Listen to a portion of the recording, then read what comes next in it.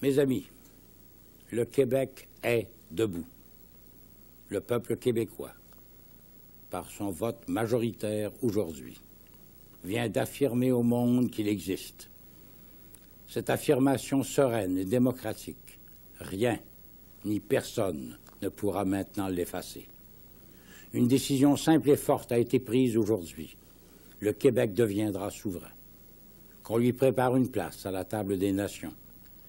Et parce que le Québec est maintenant debout, il peut d'abord tendre la main à son voisin canadien en lui offrant un nouveau contrat, un nouveau partenariat fondé sur le principe de l'égalité entre les peuples. Deux mots désormais doivent nous guider, responsabilité et solidarité. Il y en a un troisième dont je voudrais parler, le mot courage. Car c'est ce qu'il a fallu du courage aux Québécoises et aux Québécois pour surmonter les formidables obstacles mis sur leur route depuis les tout débuts jusqu'à ce jour. S'adapter et survivre en Amérique, tout en conservant leur identité francophone. Pendant 400 ans, grandir et accueillir tous les nouveaux arrivants de quelque langue, race ou origine qu'ils soient. Bâtir ici une société moderne, dynamique, ouverte sur le monde. Faire tout cela, alors même qu'on niait notre existence comme peuple et qu'on nous refusait les moyens de notre épanouissement. Cette année, il en a fallu du courage aux femmes et aux hommes du Québec pour braver la peur, pour rejeter l'appel au renoncement et à une confortable résignation. Aujourd'hui, chères Québécoises, chers Québécois, vous vous êtes dépassés. Vous avez inscrit votre nom sur la face du monde. Vous l'avez fait de manière exemplaire par un processus démocratique transparent, équitable et éclairé. Avec passion, oui, mais sans agressivité. Avec ferveur, oui, mais avec un esprit pacifique et fraternel qui reflète parfaitement le genre de société que nous avons et que nous voulons. Une société vivante et foisonnante, fondée sur la civilité, la stabilité et l'état de droit. Une société où les idées fusent et s'entrechoquent, mais qui rejette la violence et l'esprit revanchard. Une société qui respecte les droits individuels et ceux des minorités. Chacun doit savoir ce soir que le gouvernement du Québec va procéder dans les jours qui viennent avec la même clarté, la même sérénité, détermination, le même courage et la même ouverture que ceux dont font preuve les Québécoises et les Québécois aujourd'hui.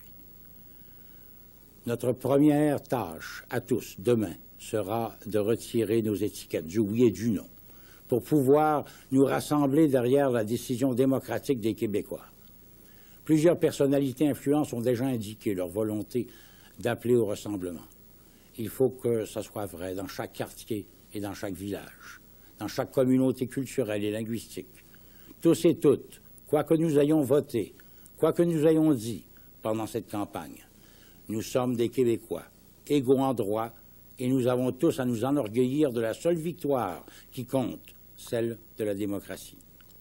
Dans cet esprit de rassemblement, le gouvernement va procéder, comme nous l'avons indiqué, à la nomination de nouveaux membres du comité d'orientation et de surveillance des négociations sur le partenariat avec le Canada. 2 ou 3 de ces nouveaux membres seront choisis parmi ceux qui ont défendu le camp du non ces dernières semaines. Je serai heureux d'entendre les suggestions du chef de l'opposition à l'Assemblée nationale, M. Daniel Johnson, à ce sujet. Nous avons l'intention aussi, dans divers forums, notamment économiques, d'appeler à la solidarité des représentants patronaux et syndicaux pour mettre en œuvre nos choix de société, au premier chef une stratégie nationale de création d'emplois. Je veux m'adresser spécifiquement aux membres de la communauté anglophone du Québec pour leur réitérer notre attachement à leur présence parmi nous et notre engagement à respecter et à défendre leurs droits et à prendre toutes les mesures nécessaires pour garantir, dans la nouvelle Constitution québécoise, la préservation de l'identité de leur communauté et de leurs institutions. Une fois inscrits dans la Constitution, ces droits ne pourront être modifiés sans leur accord. Les immigrants, les résidents permanents et les réfugiés qui se trouvent aujourd'hui sur le territoire québécois s'interrogent sur leur avenir. Je veux qu'ils sachent qu'ils n'ont à craindre aucun changement dans leur statut ou leur situation actuelle. Tous ceux qui sont en attente de citoyenneté canadienne pourront, sans délai supplémentaire, faire valoir leurs droits à la citoyenneté québécoise au moment de la proclamation de la souveraineté. Nous les invitons tous à partager avec les Québécoises et les Québécois le défi exaltant de construire ici un pays nouveau. Les 65 000 Autochtones regroupés dans 11 nations au Québec, dont nous reconnaissons l'existence en tant que nation distincte depuis maintenant 10 ans, doivent savoir aussi que nous comptons respecter leurs droits actuels et faire en sorte qu'ils jouissent à nos côtés d'un niveau d'autonomie gouvernementale équivalent ou supérieur à ce qui existe ailleurs sur le continent.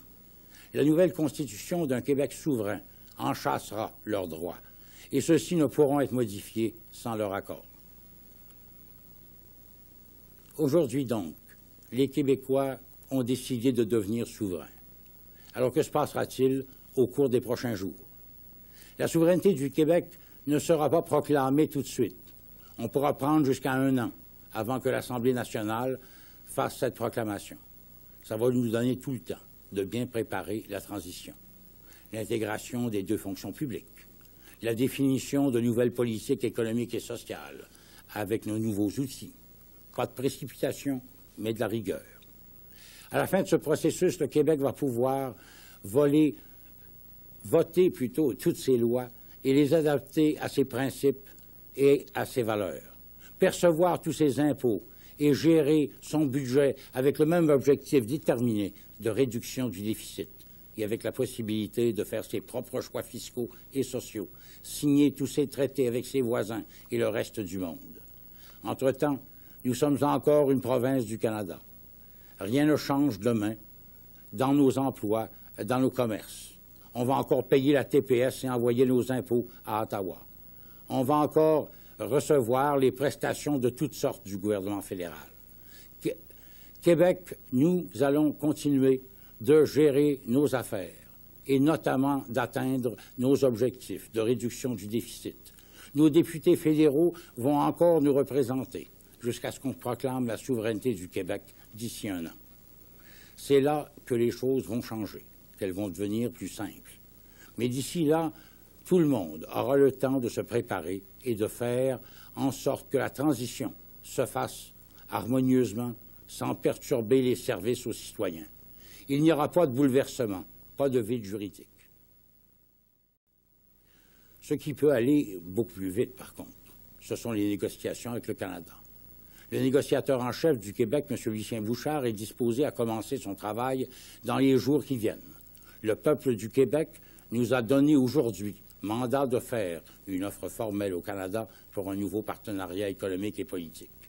Cette offre, qui est contenue dans le projet de loi sur l'avenir du Québec et dans l'entente du 12 juin, nous avons l'intention de la déposer dans de brefs délais.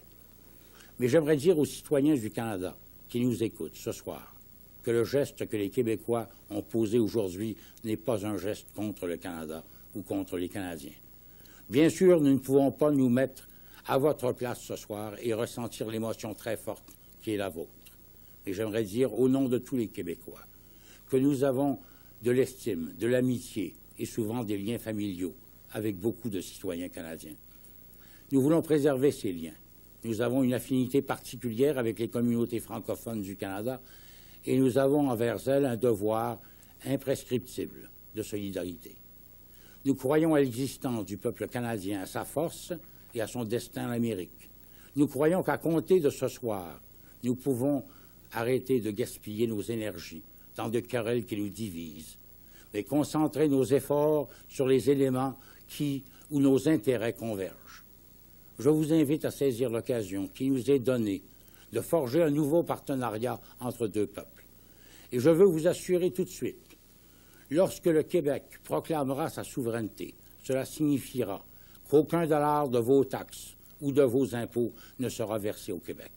Aucun chèque de péréquation ne sera versé au Québec. Au contraire, puisque nous aurons récupéré à Québec tout l'impôt des Québécois, c'est nous qui enverrons des chèques au Canada pour assumer notre juste part du fardeau de la dette canadienne. Nous devons nous entendre sur un certain nombre de choses. Nous ne poserons aucun geste de nature à entraver l'actuelle libre circulation des biens, des personnes, des capitaux et des services entre le Québec et le Canada.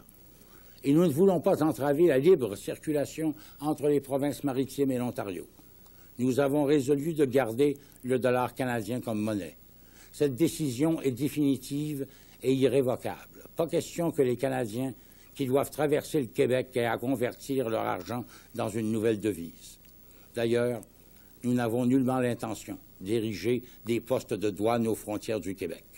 Puisque les pays européens n'ont plus de postes de douane, pourquoi y en aurait-il ici?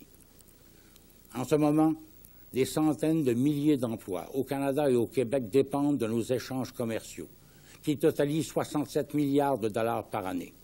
Notre responsabilité commune est de faire en sorte que notre espace économique conjoint soit aussi profitable demain qu'il l'est aujourd'hui.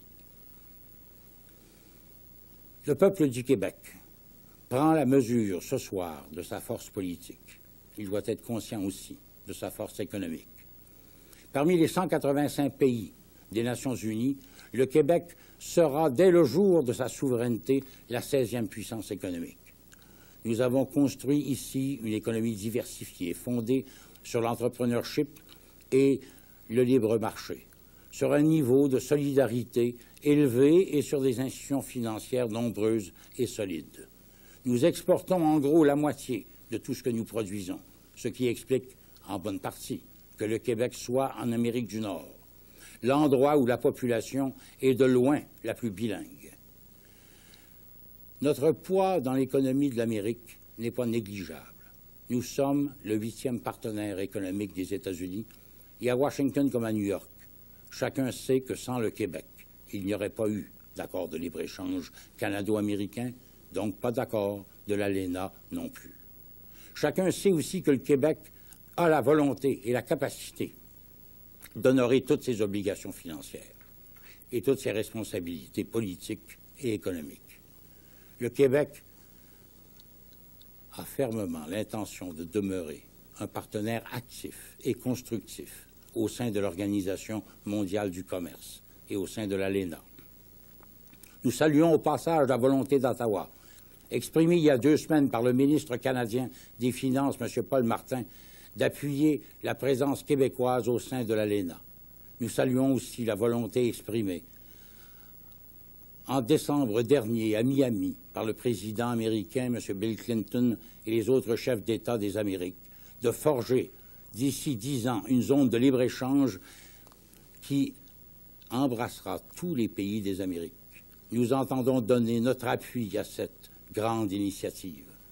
Nos partenaires de la francophonie, au premier chef la grande nation française, doivent s'attendre à une vigueur nouvelle de la participation du Québec à nos projets communs. Notre place en Europe sera aussi plus tangible. Et pour des raisons historiques et personnelles, je m'en voudrais de ne pas souligner, à l'intention du peuple et des autorités britanniques, l'attachement que nous conservons à des pratiques et à des institutions qu'ils nous ont léguées et que nous avons su adapter à notre héritage français, à nos besoins et à notre culture. Pour terminer, vous me permettrez de remercier tous ceux qui ont investi leur intelligence et leur foi, leur énergie et leur ingéniosité, leur jeunesse et leur expérience, pour faire de ce jour une journée historique. Ils sont des millions, et leurs noms s'échelonnent sur le calendrier des siècles, notamment celui des 30 dernières années. Il y en a un qui nous vient tout de suite à l'esprit, et ô combien nous voudrions l'avoir à nos côtés aujourd'hui, René Lévesque. J'aurai l'occasion tout à l'heure de m'adresser aux partisans du oui, mais j'aimerais souligner tout de suite l'extraordinaire contribution de 2 Québécois venus d'horizons différents pour contribuer de façon décisive au rassemblement d'aujourd'hui. M. Lucien Bouchard, le chef du Bloc québécois, et M. Mario Dumont, le chef de l'Action démocratique du Québec. Je veux aussi souligner la prestation énergique du leader du camp du non, M. Daniel Johnson, qui a représenté, il me semble, avec aplomb, sa vision de l'avenir du Québec, en soulignant toujours son attachement aux principes démocratiques qui nous gouvernent. Je l'ai entendu, surtout ces dernières semaines, nous appeler à une nouvelle solidarité au lendemain du scrutin, et je l'en félicite. Nous comprenons tous que le Premier ministre du Canada, M. Jean Chrétien, a ce soir une lourde responsabilité. Plusieurs fois pendant la campagne, il a indiqué aux Québécois que le choix d'aujourd'hui était capital. À Québec, le 18 octobre, il a déclaré que le référendum, et je le cite, « c'est un choix définitif et sans retour d'un pays ». La semaine dernière, dans son adresse à la nation, il a indiqué qu'il s'agissait, je le cite encore, d'une décision définitive et sans appel. Nous sommes d'accord avec lui. Nous pouvons donc tourner la page, respecter le verdict démocratique et procéder aux nouveaux dialogues qui va maintenant s'ouvrir entre le Canada et le Québec, dans l'intérêt de tous nos citoyens et dans l'intérêt de la stabilité. Le Québec, qui commence aujourd'hui, doit mobiliser toutes nos énergies, faire appel à nos imaginations. Quel qu'ait été notre vote, nous voulons, nous pouvons lancer une nouvelle révolution tranquille.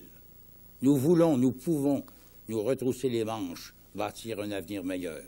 Et tous, nous voudrons et nous pourrons, dans quelques années, dire à un de nos enfants ou de nos petits-enfants, « Regarde, ce Québec renouvelé, plus responsable et plus juste, plus pacifique et plus prospère. J'ai contribué à le faire naître, j'en suis fier et je te le donne. » Bonsoir.